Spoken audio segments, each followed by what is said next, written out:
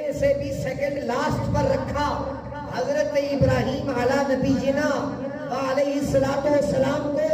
اور فرمایا جہاں ساری کائنات کی شان ختم ہو جاتی ہے وہاں سے شان مصطفیٰ کا آغاز ہو جاتا ہے۔ اسی لیے تو ہم سنی کہتے ہیں سارے نبیوں کے ہوتے بڑے